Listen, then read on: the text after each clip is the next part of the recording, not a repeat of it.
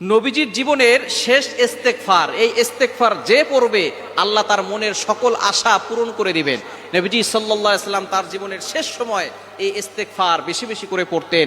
এই ইস্তেগফার আমরা অনেকেই পড়তে চাই না। ইস্তেগফারের কিন্তু অনেক ফজিলত, এটা আমরা অনেকে জানিও না।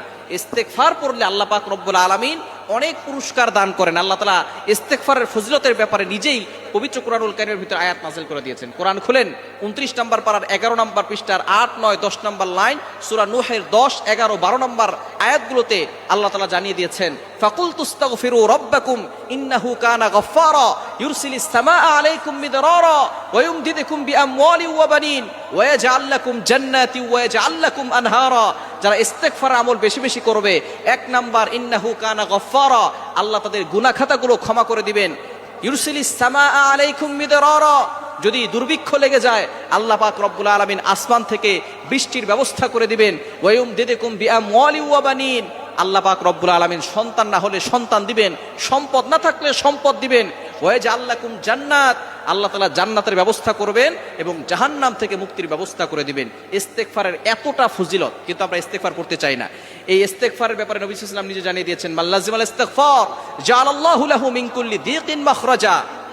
যে ব্যক্তি ইস্তেগফারের সাথে আঠার মতো লেগে থাকবে, আল্লাহ পাক রব্বুল আলামিন ওই ব্যক্তির সকল দুর্ঘটনা, অ্যাক্সিডেন্ট থেকে হেফাজত করবেন।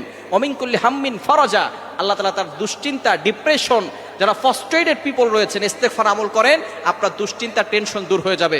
আল্লাহ তাআলা টেনশন দূর করে দিবেন। ওয়ারযুকহু মিন হাইতু লা ইয়াহতাসিব, আল্লাহ তাআলা বেহিসাব রিজিক দান করবেন। আপনার মনের সকল আশা আল্লাহ তাআলা পূরণ করবেন।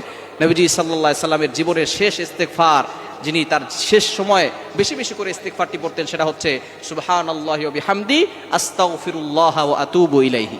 অনেক কঠিন, একেবারে সহজ বাক্য না? সুবহানাল্লাহি ওয়া বিহামদিহি আস্তাগফিরুল্লাহ ওয়া আতুবু ইলাইহি। নবীজি সাল্লাল্লাহু আলাইহি সাল্লাম তার জীবনের শেষ সময়ে এই দোয়াটা বেশি বেশি পড়তেন, ইস্তেগফারটা বেশি বেশি পড়তেন।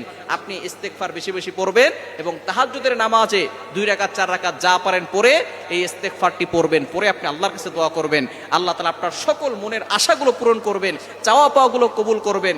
সন্তান কথা শোনে না, অনেক মেয়ের বিয়ে হয় না, অনেকে পাসপোর্ট করতেছে, সেখানে কাজ হচ্ছে না, ভিসার কাজ হচ্ছে না, বাহিরে যাবে, বিভিন্ন সমস্যার কারণে আমরা অনেকে জর্জরিত হয়ে আছি।